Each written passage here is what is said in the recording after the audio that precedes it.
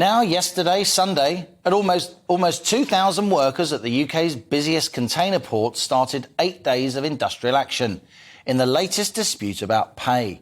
Already we've seen industrial action from train drivers and London Underground staff and some bus drivers too, which has inconvenienced millions of workers and businesses.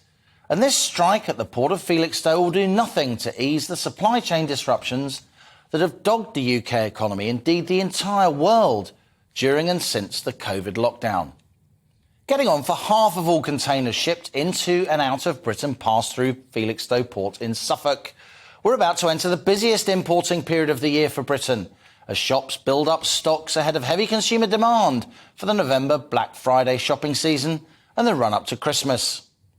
The company that owns Felixstowe, CK Hutchison, has offered a 7% pay rise, plus a £500 one-off payment, which bosses say amounts to, quotes, a very fair offer indeed. The union Unite points out that the latest consumer price index data shows inflation at 10.3% in June. So union members are pushing for a 10% pay rise to keep up with the rising cost of living. Some 2,500 people work at Felixstowe Port, and around 500 or so, mainly administrative staff, have accepted the pay offer already on the table. But 1,900 members of Unite, which incorporates the old T&G and Amicus unions, they're holding out for more, having voted to strike for the first time since 1989, 9-1 in favour. Comes next is that the employer accepts our offer to sit around the table and end this dispute. So far, they've not replied to that. If they don't come around the table, then the strike, which started yesterday, will carry on for 8 days and 8 nights. We will then appraise our position and name more strike dates. Robert Morton there of the Unite Union. Now, if this strike action lasts only 8 days, the impact should be relatively limited, with freight diverting to other ports.